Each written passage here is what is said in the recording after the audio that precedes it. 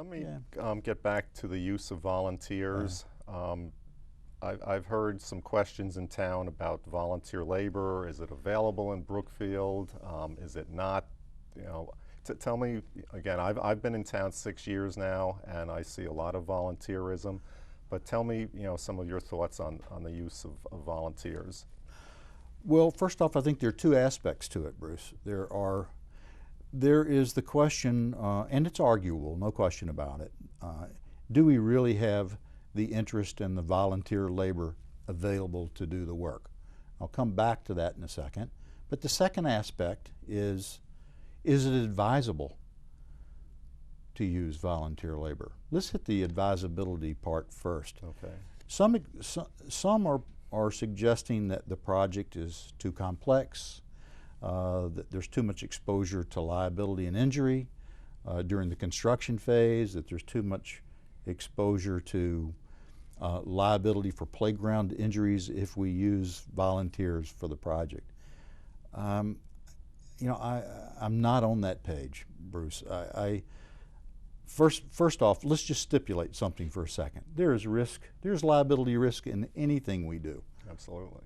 Right? Anything we do as a town, anything we do as individuals. It's one of the reasons why we have liability insurance. And I would be the first to suggest that with regard to a volunteer effort, that we should very, very carefully research the coverages in our policy. And if there were a gap, we should simply just purchase a rider. Right. Right? The other piece of this is many of these playground projects that are done for schools and municipal playgrounds are done by volunteer labor in a community build mode. This is not a new thing. If you go to many of these playground equipment websites, you'll see that many of them will have pages where they actually encourage community builds, including Landscape Structures, who is right now at least provides the equipment that meets the design criteria for the playground as proposed. So yes, let's stipulate that there's always risk, but certainly Brookfield does not stand alone here. A lot of these projects are done with volunteer labor. Now, let's go back for a second to, is volunteer labor really available? Well, that's arguable. I mean, there's certainly not an organized project yet, but we also don't have an approved project yet. I know as I make the rounds and talk to folks about the fact that we need to do this and get this done, I haven't run into anybody who hasn't said, sign me up, I'll help. So I have an attitude that the spirit of volunteerism in Brookfield is alive and well. And I have very little doubt that we can muster the volunteer resources to take on this project to help us reduce its cost way beyond the $500,000 price tag.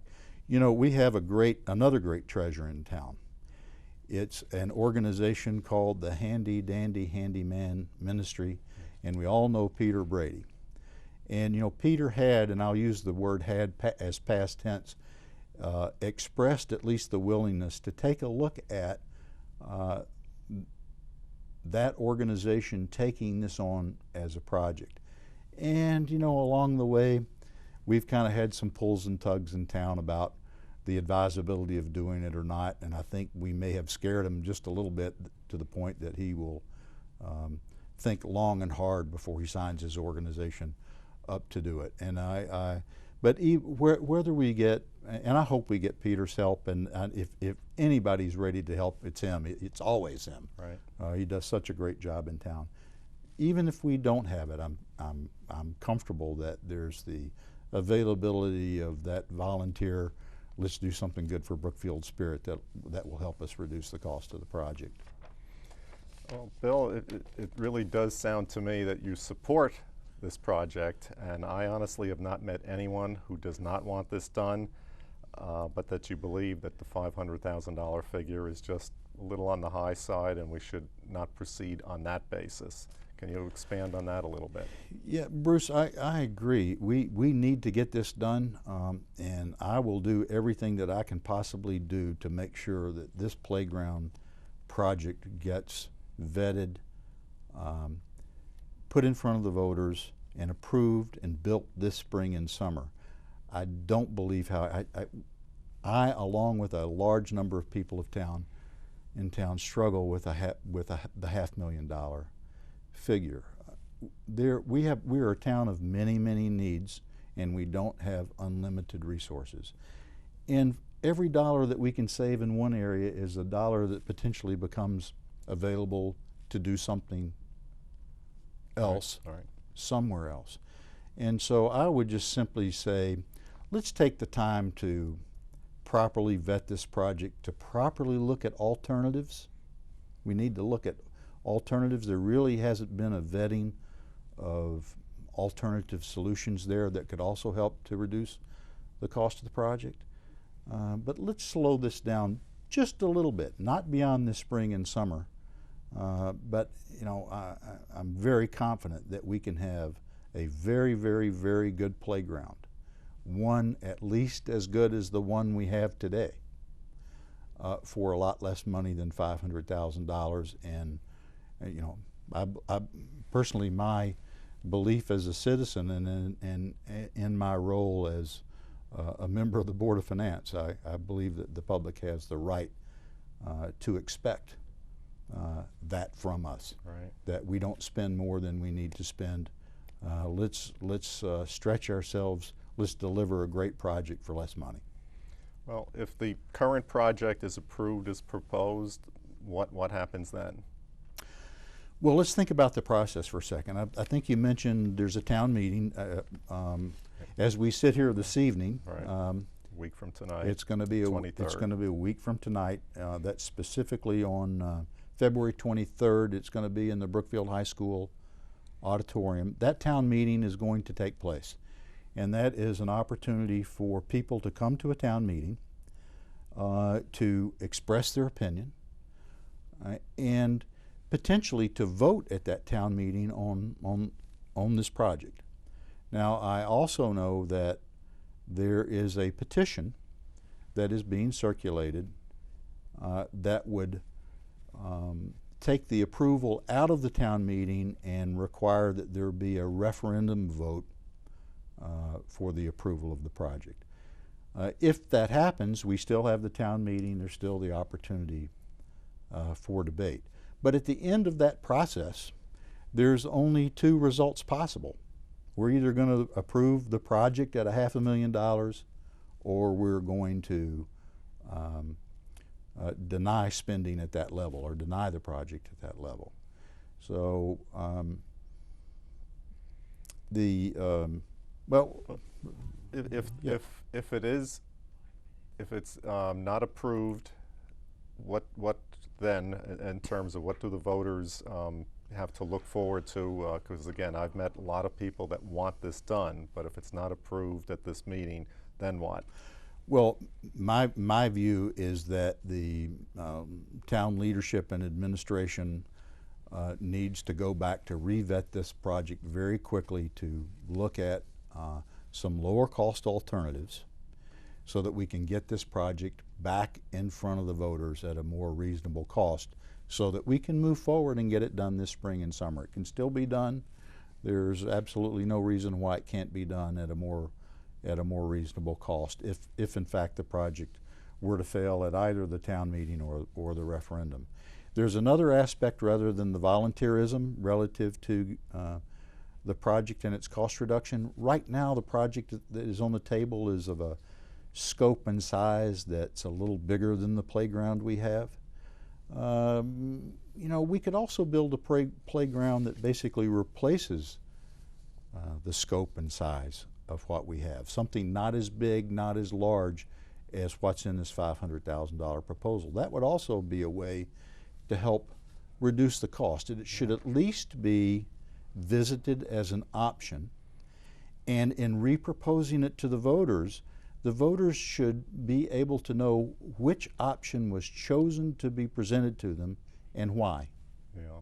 Bill, we're getting close to the end of the program. Just a couple of things I'd like to quickly touch on. And please correct me if I'm misunderstanding. You mentioned that the state grant of $250,000. It's not a matching. It's if we were to be able to produce a really nice playground for a total of $250,000.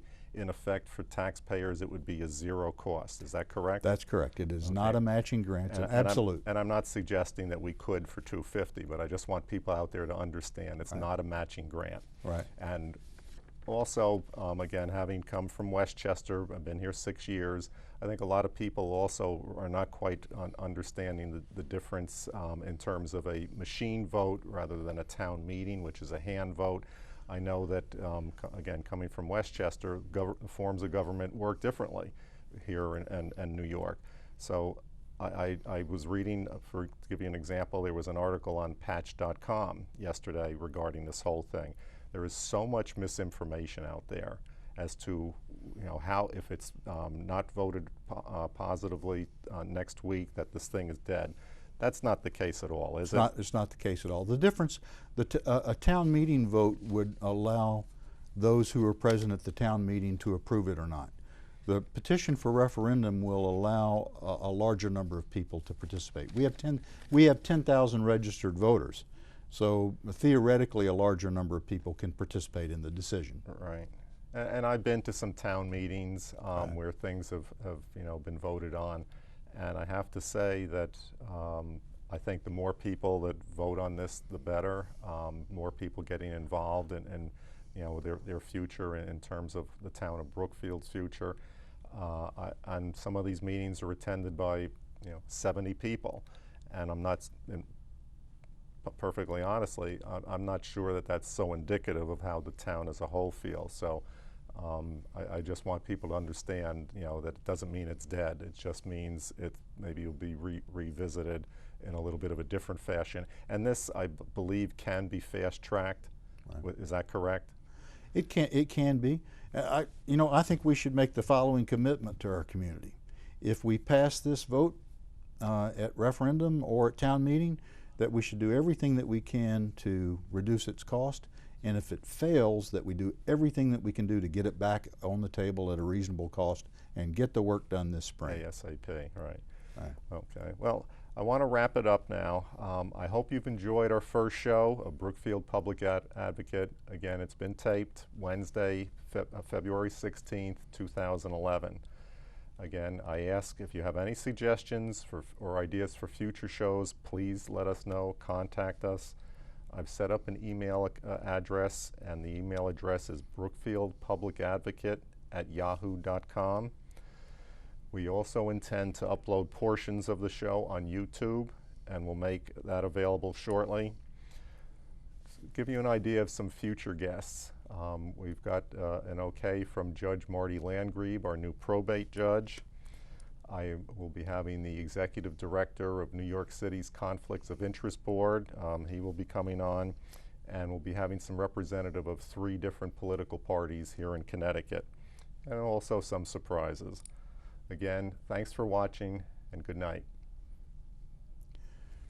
Yeah, that worked pretty good. I can't believe how fast that went. Yeah, it went quick.